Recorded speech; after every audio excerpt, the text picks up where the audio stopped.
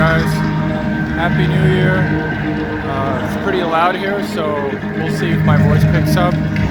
But let's talk about the month 5 of Korean Learning Update. So immersion, continue immersing with SpongeMind podcasts, as well as the Talk to Me in Korean podcasts, and a few dramas here and there.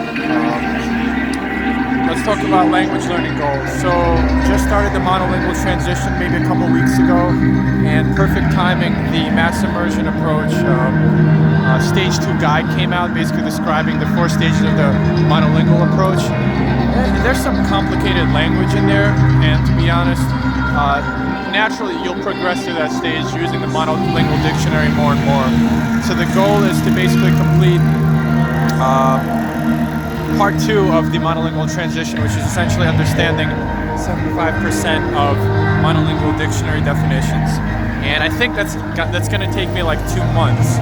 So basically, I already started adding monolingual definitions, and within those definitions, the words that I don't know, I'll make bilingual sentence cards for that. I've started doing that already, and I think it's going to put me through another 2 months. And I'm going to start reading some books, some basic books.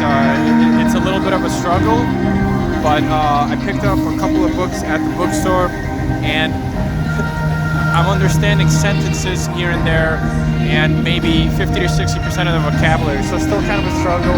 There's really no demarcation in my experience between books for kids and books for adults. There's a lot of books for Korean adults that are they're just reading books for fun that don't have any crazy language, and then there's books that are teenagers that are reading that are very complex. So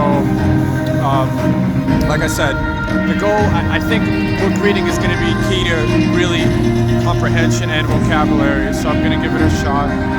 And oh man, what a year. I feel like language learning kind of took a back in terms of like a 3rd or 4th or 5th backseat to other things, and I've kept with it, but it's been an incredible year otherwise in terms of other things. So let's make language learning a priority, and let's kick some ass. So 5-month journey. The goals for this year will have to be, by the end of this year, I want about kind of conservative goals, 5,000 word passive vocabulary. And the way I'm going to measure this is pop into a frequency list and basically be able to recognize every single word in the top 5,000.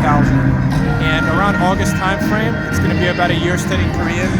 And in the stage 2 of the MIA guide, it basically says you can start outputting if your goal is not fluency and beyond. And since I'm going to be studying Korean for 2 years or 3 years at the most, maybe my goal isn't fluency and beyond, and maybe it's just very good comprehension and being able to speak in a competent way. So August I will reassess. I'm probably going to shadow and or do online lessons and speak a lot more. Even now, some of the things that I want to say are coming, but still very early. So I'm still, under 1,500 Anki sentence cards.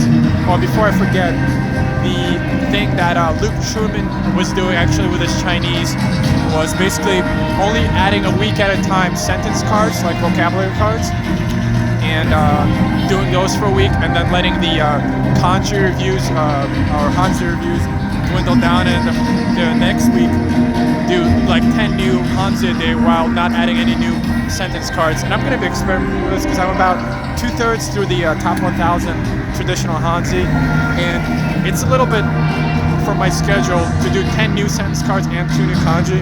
I'd rather get more immersion in it and more relaxing in, to be honest. I think 30 to 35 minutes of Anki use a day is perfect, and I'm definitely noticing progress. So Happy New Year to you guys. I hope all your wishes come true, whether that's language learning or otherwise. And it's kind of cold here. I'm going to head out. So Happy New Year, and more to follow.